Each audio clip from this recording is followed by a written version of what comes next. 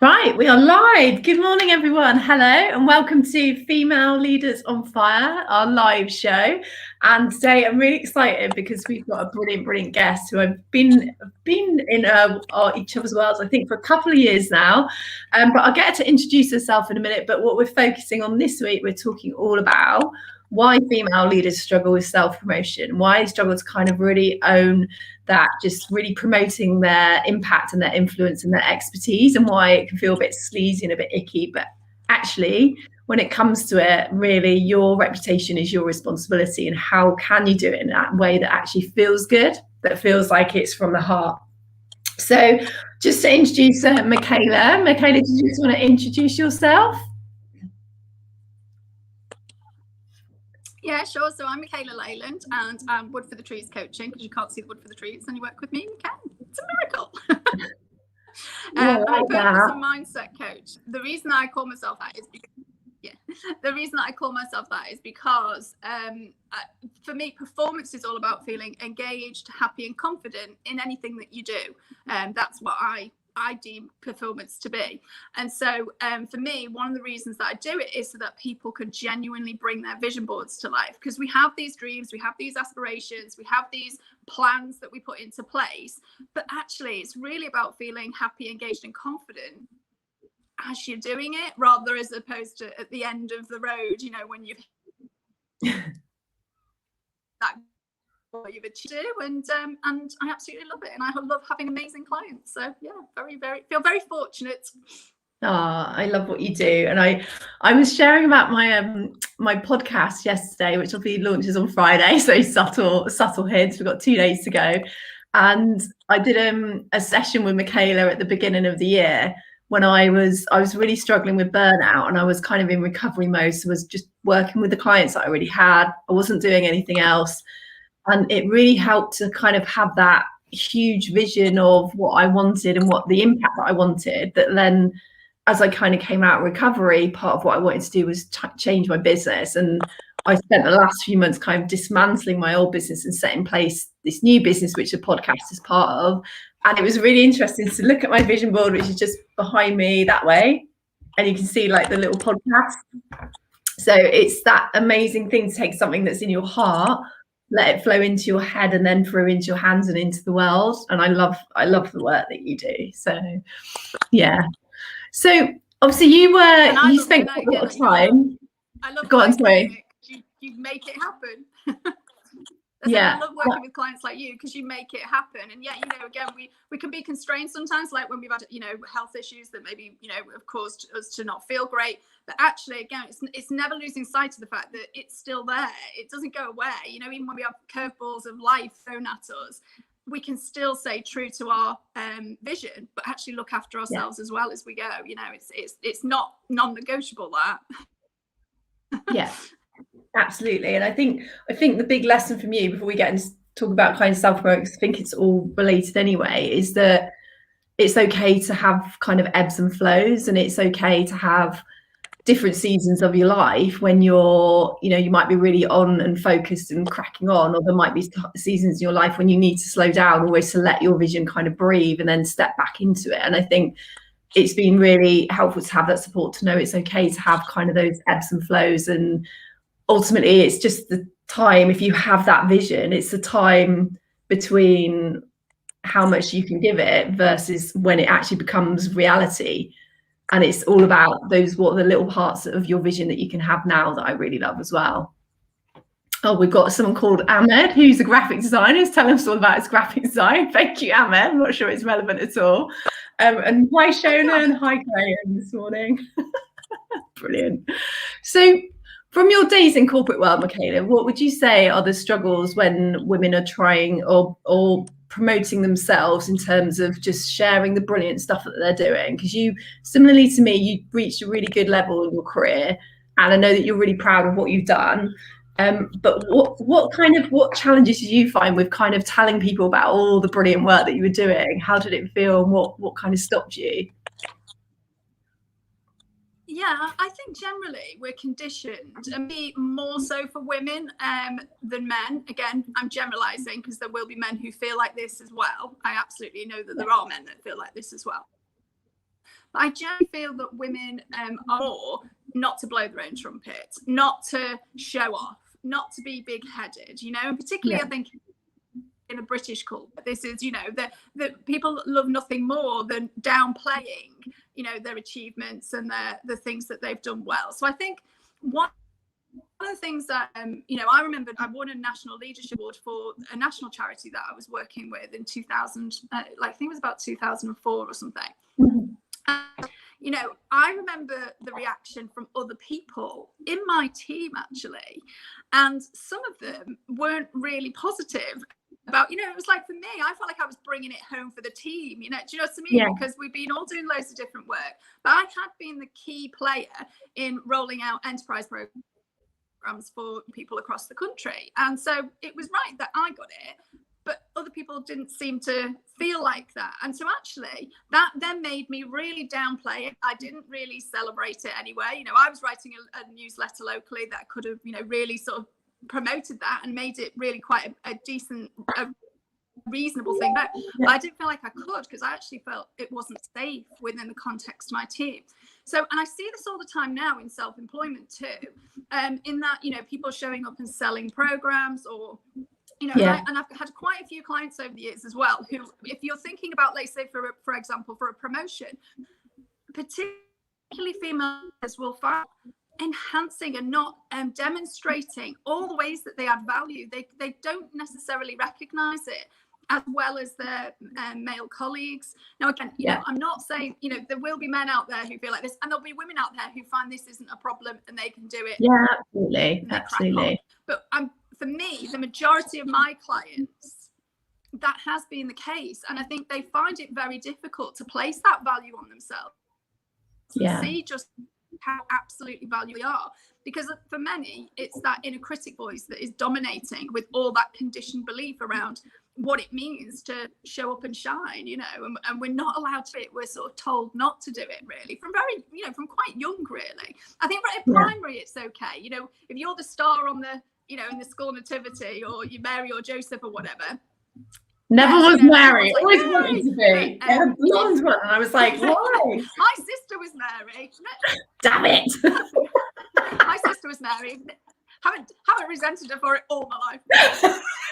But, you know, but then you get to high school, and actually in high school, you know, I see it with my teenagers now. You know, when we wrote a children's book together, and my daughter illustrated it, and the terror that I might go into school with it, and some of the girls who would then mock and judge her, you know, was so great that we didn't do it. We didn't go into school and, you know, really sort of highlight what the amazing work that she'd done illustrating this children's book that's, you know, got national Amazon bestseller status.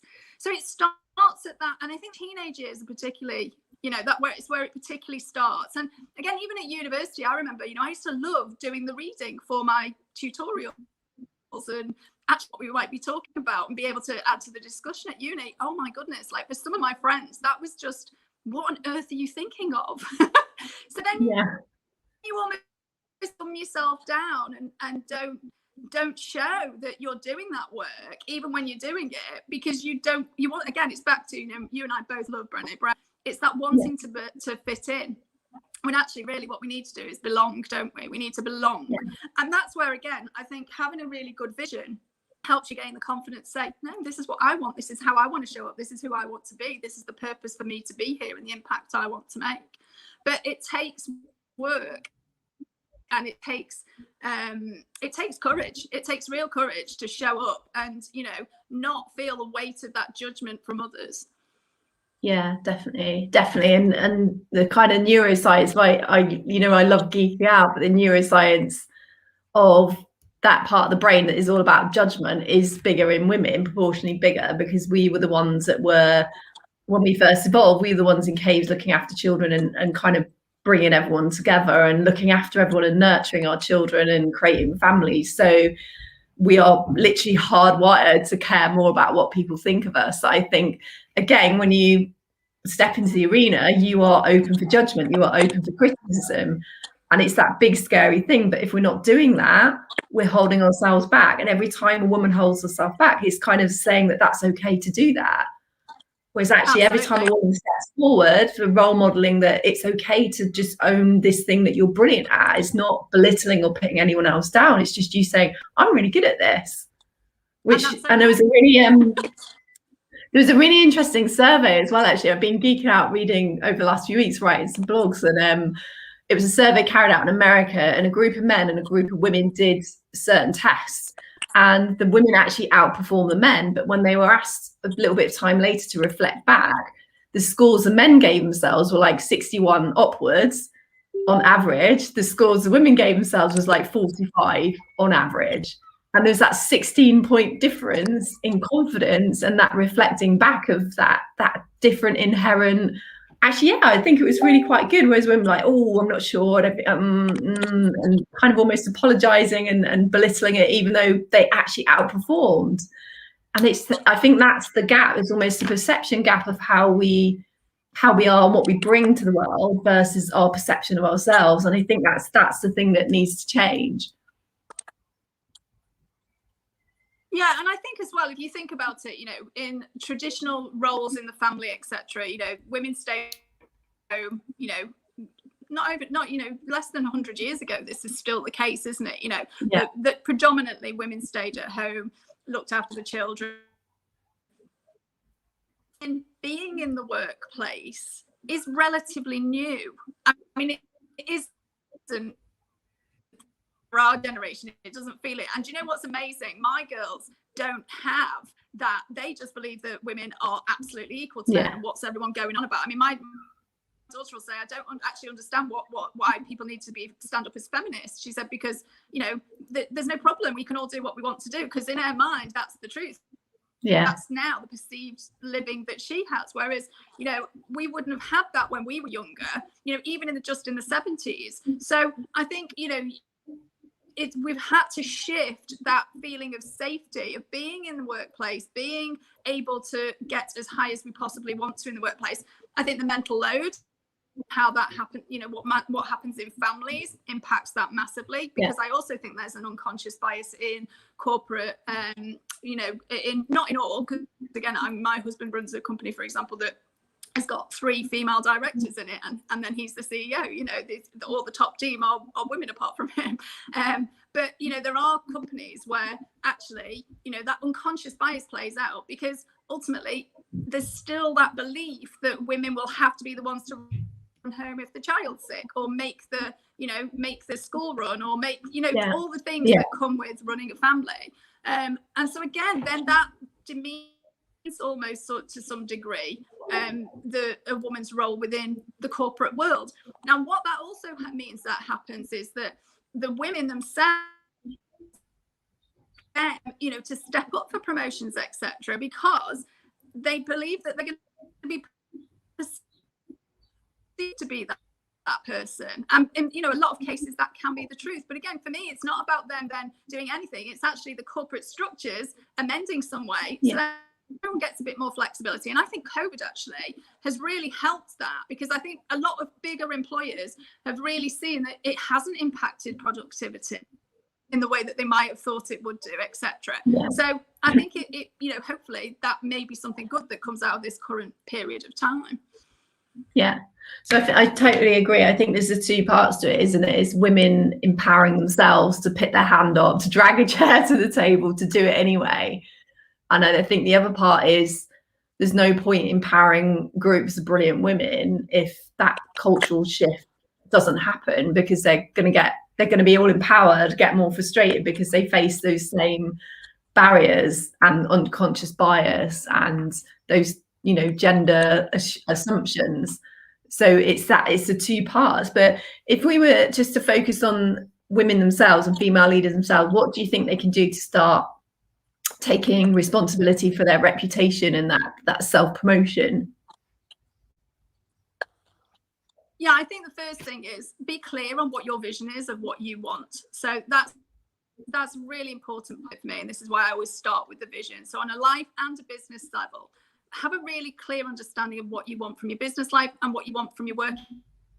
The energy of the 2 leak into each other. Again, the culture has always been that you can't bring work into life into work, can't go, it's not going to go into your head. But a human being. So if something goes wrong in work and you get home, most of the time that's going to play out in some way. A dog or whatever, at home. Equally, if some, things are going badly in work, in home, you're not a robot. It's very difficult at times to not be able to, for that not to merge in. So I think when we have a division of both basically between the two, that can be so powerful. So that, again, and that's do a lot of work with clients around managing that mental emotional energy and actually using tools and techniques to reset your energy between the two places, so that there isn't such a big leak, and that actually you can ebb and flow between the two much more confidently, so that you showing. The other thing is, again, we talk about, I mean, the clinical term is inner critic voice, but I call it the mean little cow voice because it was always really, really mean to me when my inner critic voice was going. Having a really strong awareness of those sabotaging voices is so powerful. So, I use a lot of the work of Charmin and his positive intelligence quotient, because for me it really helps to understand and define those different parts of that mean little cow voice. So the mean little cow voice is like the editing judge. It's the part of the survival brain that, again, the amygdala is triggered, and then that starts doing what it's meant to do, which is to protect you and keep you safe and look out. Types of narrative going on based on everything that's happened to you, child, through your lived experience.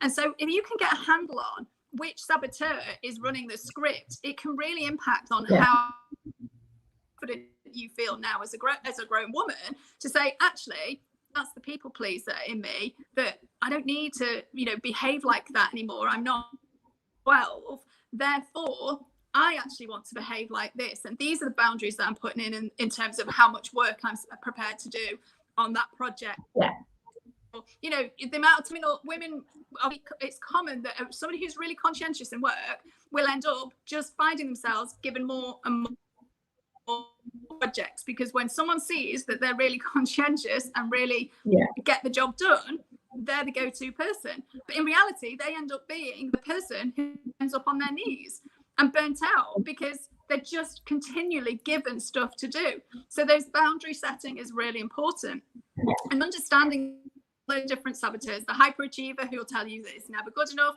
The stickler, you've got to be a perfection. Everything's got to be perfect. That's the person who's there till 12 o'clock every night, literally just making sure everything is absolutely perfect, and then keeps procrastinating on putting things out because it's not good enough, it's not perfect, or you might control it. So somebody who's like really struggling to delegate because you feel like it's got to all stay with you, and so on. There's many more of them. So, but having that awareness of those is well, for me it was life-changing, because it made me recognize which ones were my dominant ones, but also which ones were the ones that actually were quite insidious, and again, you can absolutely see it in the behaviors that you're creating for yourself. And then on effect to that, so my hyper had me burning out, several times in my life, in my working life, like first as a teacher, and then could see it coming more. I got a lot more self-awareness. I'd started doing some personal development work, so I could see it coming, the one that I had sort of was heading towards when I had children. And actually I just made the conscious decision, do you know what, I want to go self-employed, so I've got more flexibility, freedom, and I'm actually doing work that I love. Because the other thing is as well, quite often when we get high up in the works, we're not doing the stuff that sets us on fire. We're not doing the stuff that lights us up, and I found myself in that. The people and the organization were wonderful, but I just had ended up in a position where I was doing the stuff that doesn't really do it for me. So again, I decided, what, actually I'm going to make a change and go solid and work around my kids and what I want from my family life, and make sure that the two marry up properly. So that's what I did.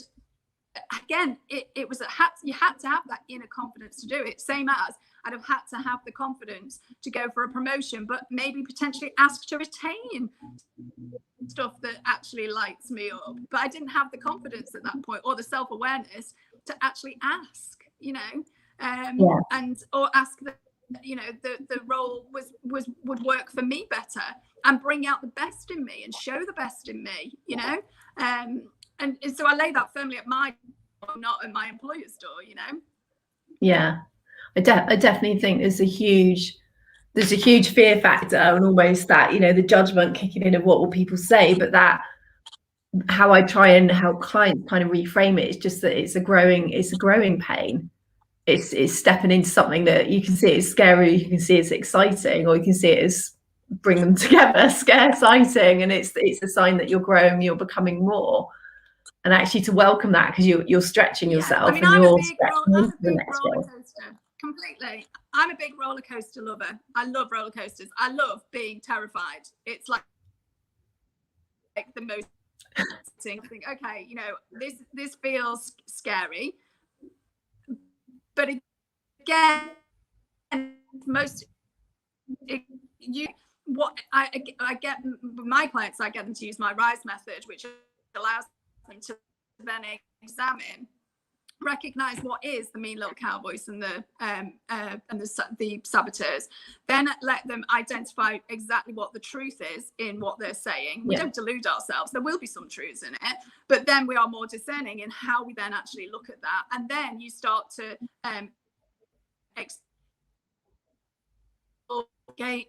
and use your powers of empathy for yourself or other people, and then finally you'd come to an activate, which would be to explore what the options are and to take an action and promise and commit to yourself to do that. So when we do that, again, we can work it's just constantly working with those anxieties and fears that are popping up and telling you it's not safe for you to do what you need to do, and just say, no, it's actually, there is a way for us to work with this that's really effective, which means we can literally do anything we want. But again, it's just having that self-awareness and knowing that this is all going on inside of us to help, and then having some tools in the tool, like the energy management, or as I say, using my RISE method, or whatever it might be, all the stuff that you bring to the table, Nick. It's having those tools and the strategies that are then going to support us move forward. It's almost that depersonalizing it, isn't it? And then stepping into it, because it's not, for me to know that when my, negative stories are running, it's not me. It's not suddenly Nick is a failure and the whole world is against me. It's just, that's my voice of protection. That's my, my Sheila voice saying, I know Sheila stickler of kind of just pressure and it never enough, but then it will never be enough.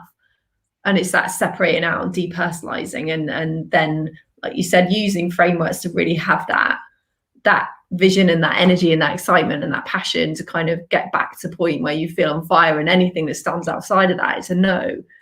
And if it doesn't work within what the framework that you have, that it's time for a different framework. So where can people find you? Where can people get more information? Sorry. Oh yeah, I was just going to say the last thing I like to say on that is just, and that's why vision's so important, because again, if your vision and having a clear mission of what you want in life, those two things then are constantly reference points to come back to, and just anchor yourself back on what's right and true for you. So it just gives you that feeling of confidence in, no, this is right, this is what I want, this is how I want to, I want my world to be. So where can people touch with me? Well, on LinkedIn, I am Michala Leyland myself. Michaela with no E. I think it's in the title heading here. I'm not sure. And then I'm on Facebook at Wood for the Trees Coaching, and on Instagram and Twitter at WFTT Coaching. Oh. Be careful with that one. That could end up badly. We were sharing tips before we started as well about. Although I did think at one point that is a genius name for a coaching company, isn't it? WTAF as well would be a good one. We were sharing tips earlier as well on how to, in the hot weather, how to manage large boobs and the sweat that they create. So top tips all morning this morning. So, but I will be back on Friday. I'm launching my podcast, if you haven't heard about it, it's Female Leaders on Fire podcast. So I'm going to be back with 4 lives on Friday with some amazing female leaders that are going to be joining me on the podcast. So just to give you a hint of future episodes, and so you can really find out what it's about. And for every person that shares, subscribes and reviews, you're going to be entered into a free prize draw to join me on a champagne coaching call. So yeah, but I will be back on Friday. But thank you so much for today, Michaela.